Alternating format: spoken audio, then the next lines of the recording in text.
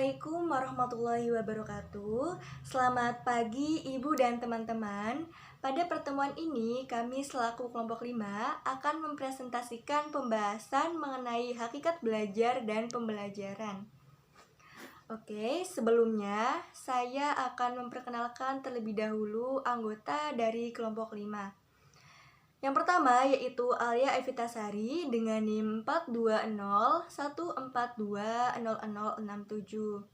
Kemudian saya sendiri Ayu Lestari dengan NIM 14014200054. Lalu yang ketiga yaitu Fania Damayanti dengan NIM 54024200051. Nah, dan yang terakhir yaitu ada Khairul Insani dengan NIM 13014211081. Baik, pada materi ini terdapat beberapa pokok pembahasan, yaitu yang pertama hakikat belajar, kemudian yang kedua tujuan belajar, yang ketiga faktor-faktor yang mempengaruhi belajar, yang keempat teori belajar, yang kelima hakikat pembelajaran, yang keenam tujuan pembelajaran, yang ketujuh faktor-faktor yang mempengaruhi pembelajaran, kemudian yang terakhir yaitu model-model pembelajaran. Nah, pembahasan yang pertama yaitu tentang hakikat belajar. Secara harfiah, belajar adalah yang tidak tahu menjadi tahu. Sedangkan secara keilmuan, belajar merupakan perilaku kognitif yang memerlukan tingkat keterbukaan kondisi tertentu yang akan menghasilkan perubahan perilaku atau disposisi untuk bertindak. Baik, selain itu, menurut KBBI, belajar adalah berusaha memperoleh kepandaian atau ilmu, berlatih, berubah tingkah laku, atau tanggapan yang disebabkan oleh pengalaman. Nah, sedangkan menurut Nana Sujana sendiri, pada hakikatnya proses belajar mengajar adalah proses komunikasi. Kegiatan belajar mengajar di kelas merupakan suatu dunia komunikasi tersendiri di mana guru dan siswa bertukar pikiran untuk mengembangkan ide dan pengertian. Baik, untuk pokok pembahasan selanjutnya akan dilanjutkan oleh rekan saya. Silahkan. Yang kedua yaitu tujuan belajar. Tujuan belajar dimaknai sebagai pernyataan mengenai keterampilan atau konsep yang diharapkan dapat dikuasai oleh peserta didik pada akhir periode pembelajaran. Maka dapat disimpulkan bahwa tujuan belajar adalah merubah tingkah laku dan perbuatan yang ditandai dengan kecakapan, keterampilan, kemampuan, dan sikap sehingga tercapai hasil belajar yang diharapkan. Yang ketiga, faktor-faktor yang mempengaruhi belajar. Yang pertama ada faktor internal, yaitu faktor fisiologis dan psikologis yang mencakup kecerdasan, motivasi, minat, sikap, dan bakat.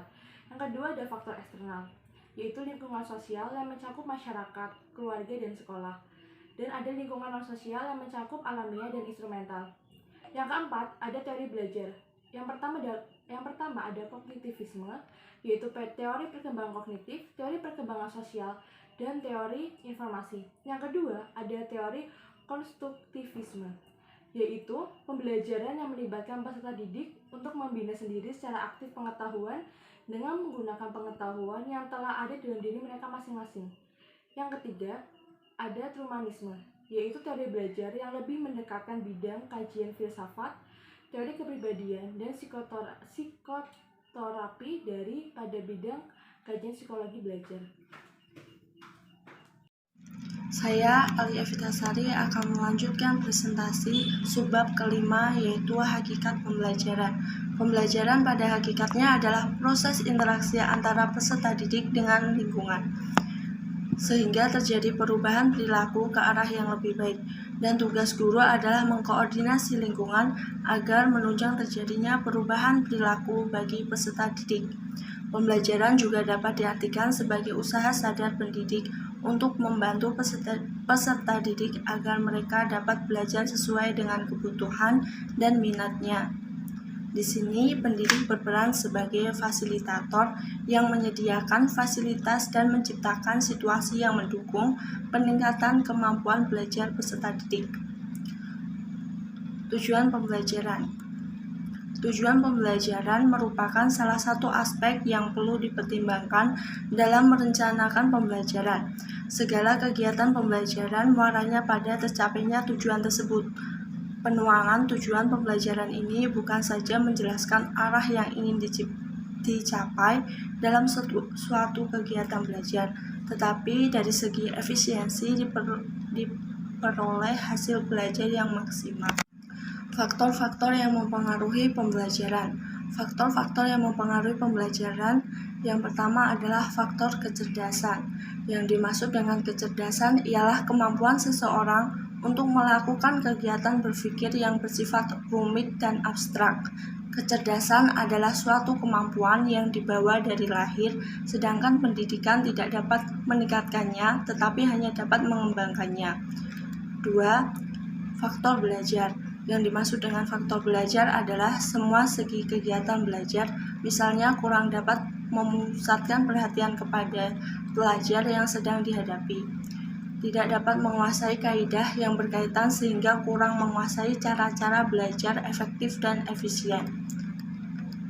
Yang ketiga, faktor sikap. Sikap dapat menentukan kualitas belajar seseorang. Di antaranya, sikap yang dimaksud di sini adalah minat, keterbukaan pikiran, prasangka atau kesetiaan, sikap yang positif terhadap pelajaran, merangsang cepatnya kegiatan belajar.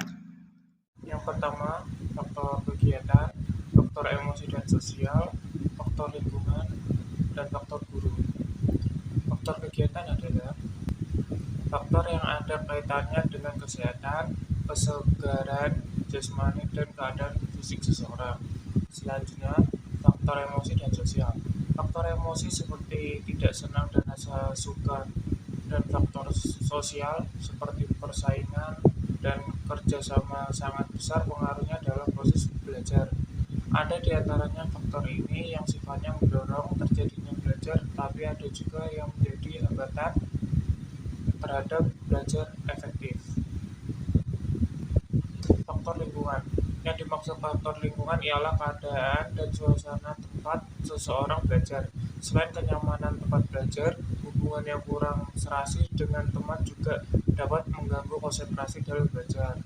Selanjutnya, faktor guru.